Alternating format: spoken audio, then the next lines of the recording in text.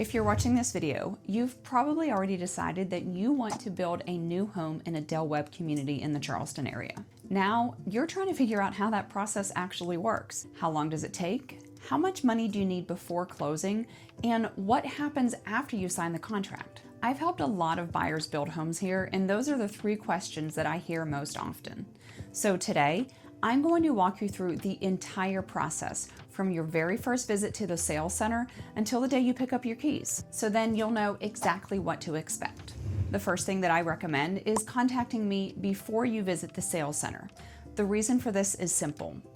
I like to schedule our appointment ahead of time so that I can make the proper introduction to the sales consultant, tour the model homes with you, and also answer your questions before we ever start talking about numbers. Once you register with the builder, I can't always go back later and introduce myself as your realtor, so I want to make sure that we start the process the right way from day one. So we will start by touring the model homes together.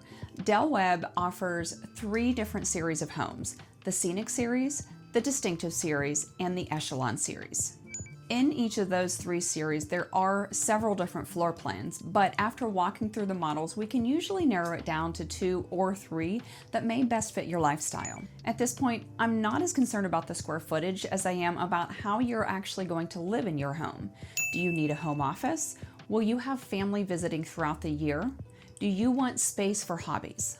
Once we answer those questions, the right floor plan usually becomes a lot more obvious. After we've narrowed down your floor plan, we'll sit down with the sales consultant. They'll go over pricing, current builder incentives, available home sites, and what the lot premiums are for those home sites.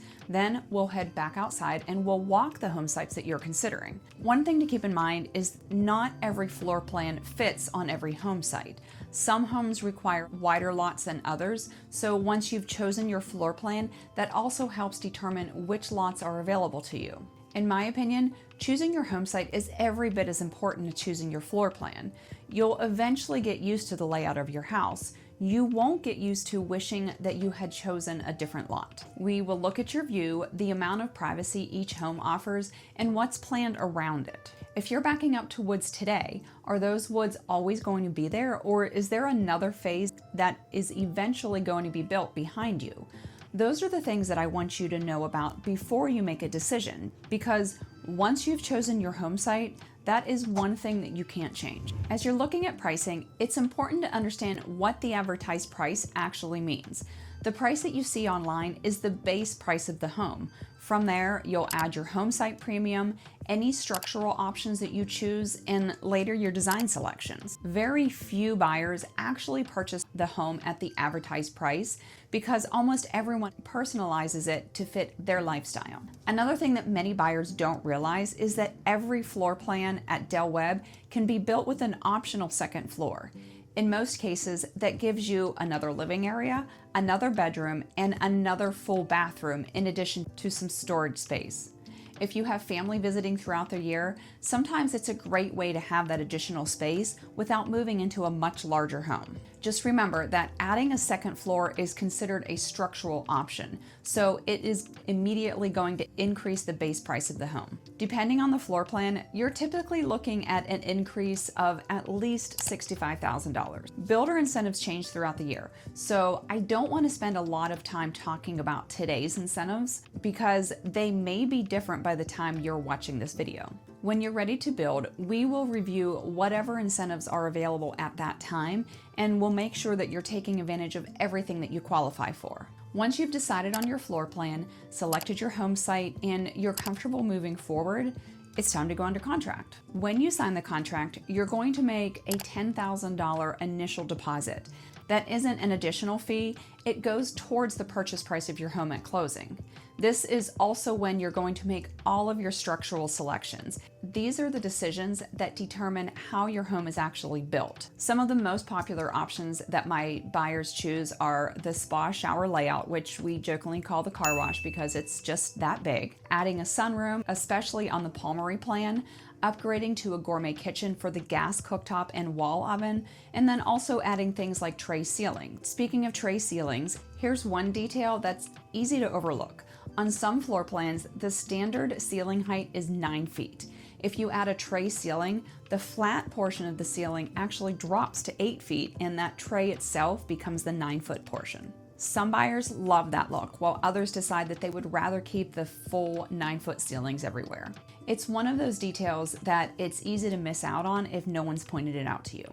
The reason all of these structural decisions have to be made before construction begins is because the builder submits the permit application to the county based on these selections. Once those permits have been submitted and approved, structural changes generally aren't an option anymore. That's why we spend the time up front making sure that you are comfortable with every one of those decisions before we ever sign the contract. You'll also choose your exterior elevation, which is simply the style of the front of your home, along with your exterior color.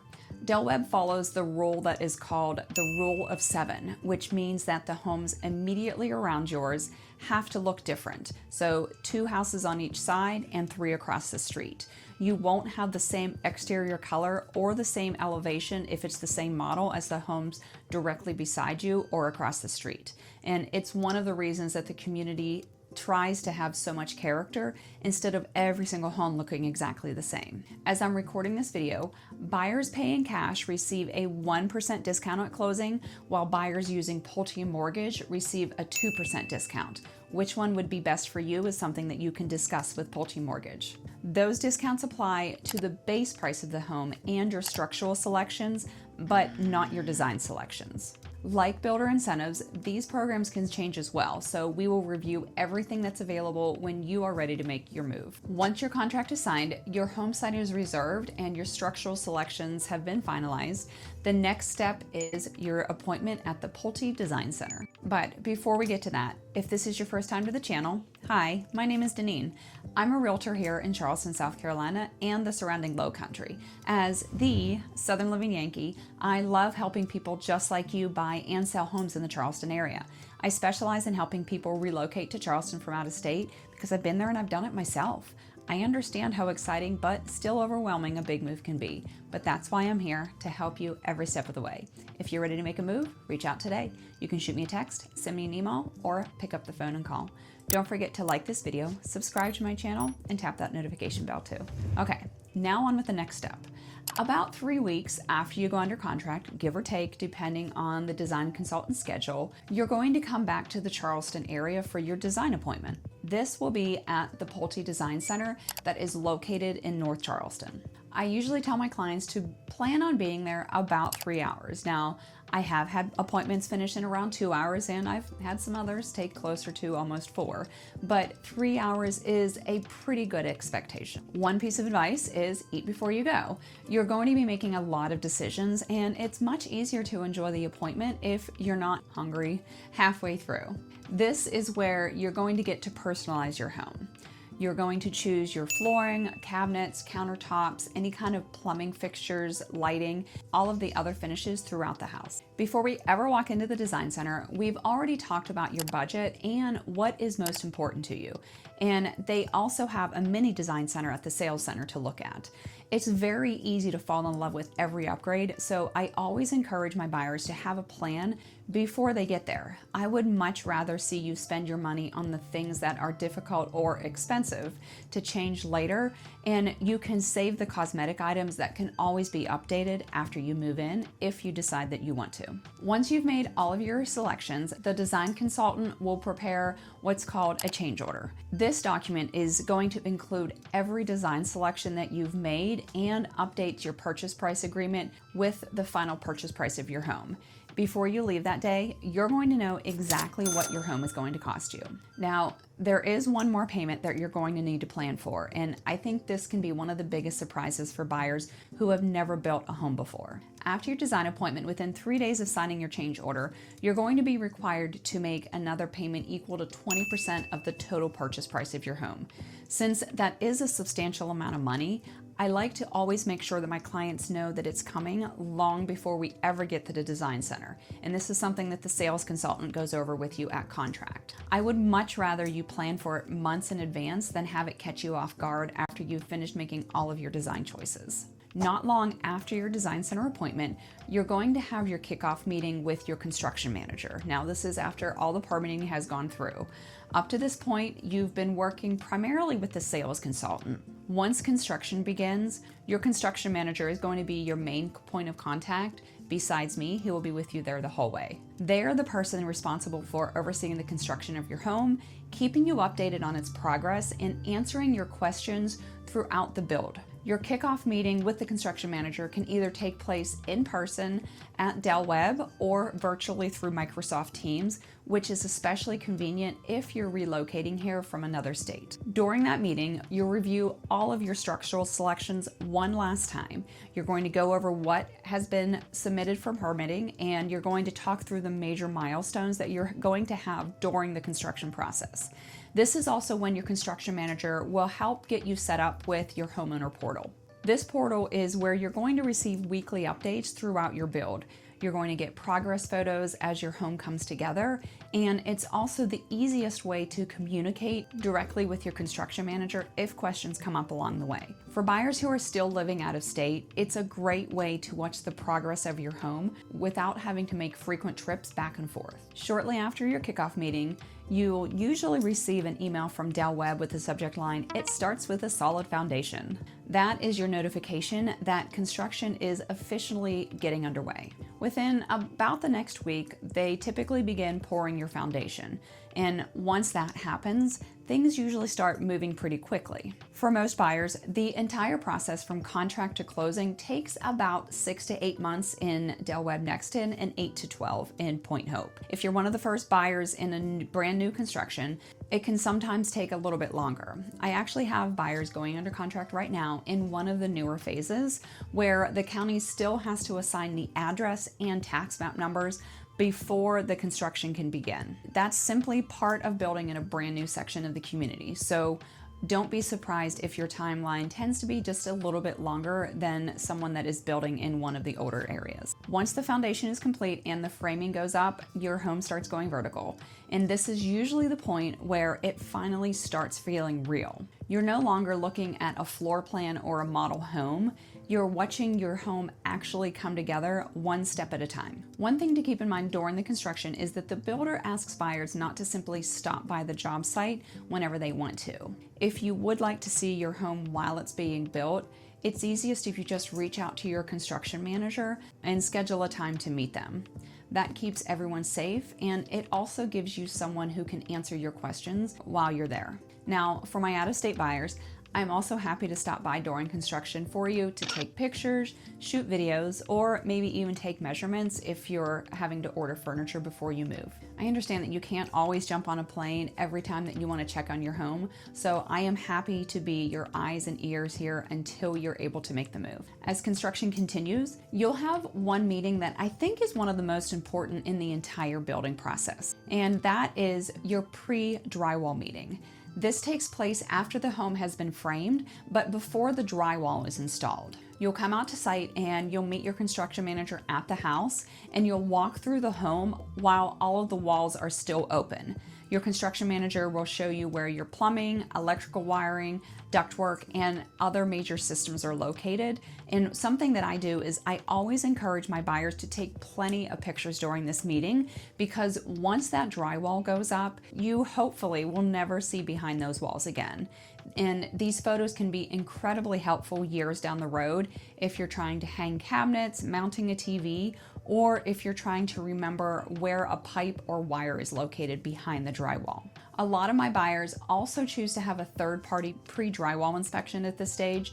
It isn't required by Pulte, and it's completely at your expense, but many buyers appreciate having another professional inspect the home before the drywall goes up. If that's something you're interested in, this is the time to have it done, because once those walls are closed, you lose the opportunity to see everything behind them. After the drywall is installed, things seem to move pretty quickly. 1 week you'll have drywall, and before you know it, you're going to be having cabinets, flooring, countertops, and paint. You will continue to receive your weekly updates through that homeowner portal. So even if you're living in another state, you'll be able to follow the progress of your home every step of the way. About a week before closing, you'll have your new home orientation, which you may also hear called the Blue Tape Walkthrough. During this meeting, you'll walk through your new home with the construction manager room by room. This is your opportunity to point out anything that you would like the builder to address before closing. Now again, if you decide to hire a third-party home inspector for a final inspection,